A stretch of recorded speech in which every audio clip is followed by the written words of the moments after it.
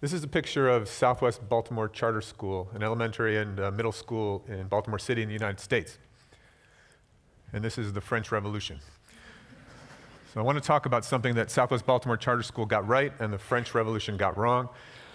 It's something that almost all revolutions get wrong.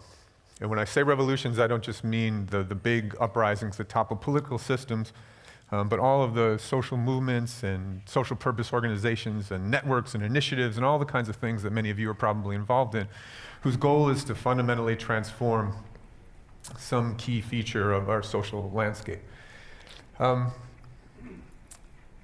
If you look around, it's not hard to see numberless brilliant examples of success in any of these domains, whether you're working on environmental sustainability, social justice, community building, democracy, education, art, etc.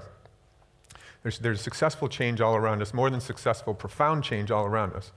And yet, my experience is that talking to people who are involved in change work, that many people are increasingly growing frustrated and a little disillusioned because so few of the changes that they see really take root. So few of them seem to last, to expand. They start out with a bloom, and then over time the energy kind of seeps out of them. They slow down, they get a little heavier. They start to lose their creative impulse that they had in the beginning. And in the worst case scenario, they start to increasingly resemble the kinds of things that they were trying to change in the first place. More and more, they're repeating those same patterns. So the French Revolution, 4 years after it started, turned into just another form of oppression, where if you didn't say the right things, think the right things, know the right people, have the right ancestors, you got your head chopped off. And most of our disappointments are not quite so dramatic, but the pattern is familiar. And so I think that we've been focusing a lot on how the world can change. And in fact, that's not quite the right question, because we know a lot about how the world can change. We see all these examples, as I said, and in fact, in the last few decades, an enormous number of methodologies and interventions and theories of change have developed, quite a number, and they work. They're effective if you apply them in the right way, in the right context. We know a lot about change. We know a lot less, though, about how to sustain change. How can the world stay changed? What is it that allows a change to grow, to deepen, to increase, to connect to other forms of change so that we start to see real scale shifts? This is the question that we've been wrestling with over the last decade or so. And we've been doing it by looking at pretty small social purpose organizations that manage to find cracks in their institutional landscapes, and then to reform, to refashion those institutions. And not only to do that, but to sustain the changes that they were creating over time, to grow them, to deepen them. So we focused a lot less on how did the changes happen in the first place, and instead we were looking at, well, what are they doing? What's happening here that's allowing these changes to get anchored, to become resilient, to outlast leadership shifts, et cetera, and to grow over time? It's a very exciting question. One of the organizations that we looked at was Southwest Baltimore Charter School. It's a public school. It's serving neighborhoods, a group of neighborhoods that are facing the familiar distresses that we all know: poverty, addiction, crime, health issues, etc. And the school was founded with a very vague, but it turns out brilliant, I think, intention. We want this place to feel different. We don't know what that means, but we want this place to feel different. And it does feel different. If you go there and talk to the parents and the teachers and the staff, they say, this place is alive in a way that I've not experienced before. I feel connected to my work and to the kids and to my colleagues in whole new ways. I feel like I'm becoming the best version of myself. They're lit up with their own learning as if they are the students in the place.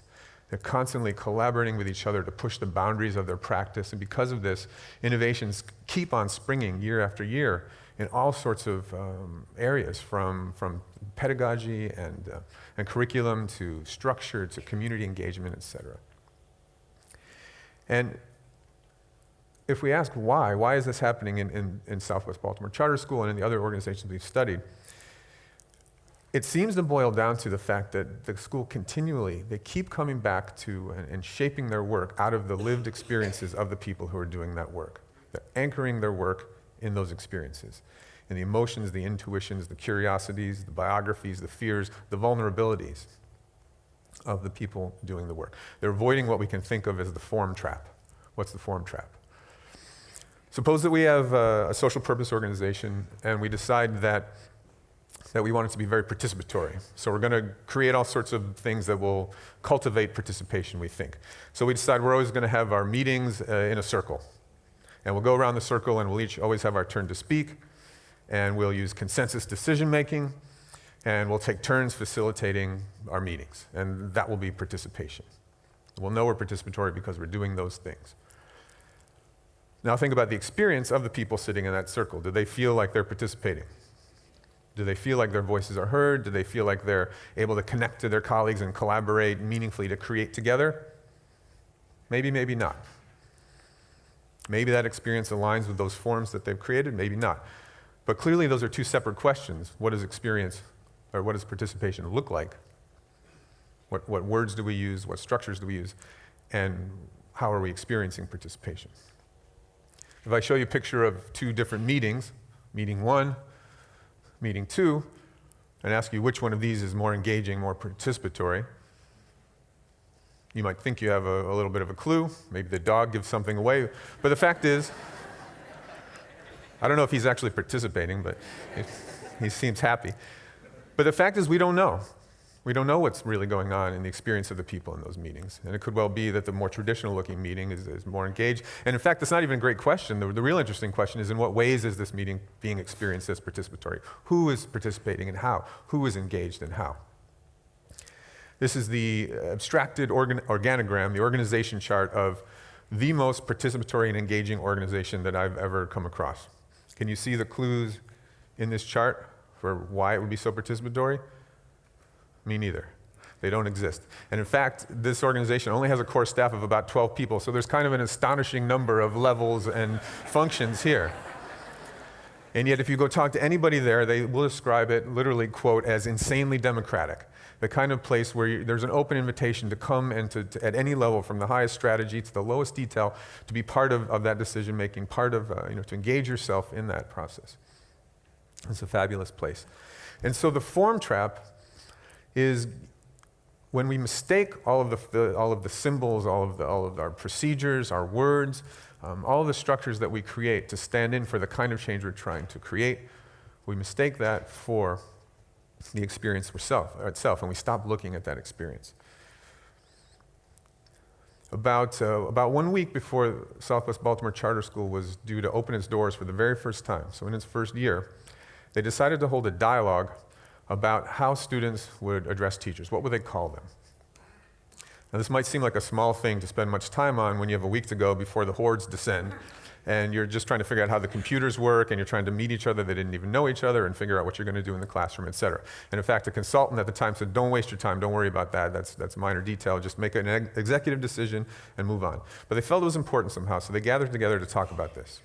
And some people said, I think we need to use very formal forms of address. I want to be known as Mr. Nilsson, because that will teach the students respect. And someone else said, well, I don't know, in this area, I think it's actually more relaxed and respectful to use the first name with Mr., Ms. Mary, Mr. Warren. And then other people said, well, I actually feel more comfortable and more engaged and more authentic if you just use my first name. I want the kids to call me Warren. And it was kind of a normal little conversation at first, and then it started to get heated. And people got really passionate and angry. Tears were flying. Said, you don't understand my culture. That's not what respect is. The kids are going to be confused. What are we doing here? Got very personal. Everyone's always mispronounced my name, and I want it pronounced right, and it's really important to me. And then finally, at some point, someone said, well, what if each of us can decide how we'd like to be addressed? And it can be different. Okay. Well, will that confuse the kids? It's not that confusing. You say, if you respect someone, you ask them how they'd like to be addressed, and they tell you, and then you address them that way. Okay, well, we look unprofessional. I don't think that's going to be the major gauge of how we're judged. And so that's what they did.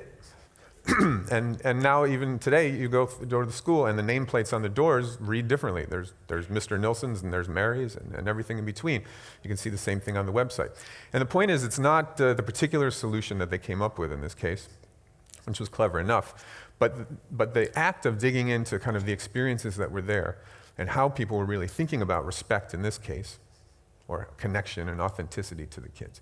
And it's the practice of continually going back into the experience in the day-to-day, in the little moments of the work, mostly not in big retreats and in dialogues like this emergency meeting before the school was supposed to start, but just in the day-to-day work. How are we experiencing this work together? How do we want to? How do we want this parent-teacher conference to feel?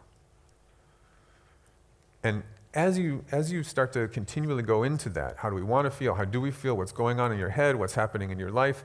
As part of your normal everyday work, you see that the experience becomes the thing that gets institutionalized. That's what's resilient. That's what's consistent, not the forms. The forms exist. They may change over time. In response, we're continually interrogating the forms against the experience. So in the case of Southwest Baltimore Charter School, it's been around for about 7 years. This was actually one of the shorter, the newer organizations we studied. We saw the same pattern over again, this kind of embedding in experience in organizations that were 10, 15, 20 years old.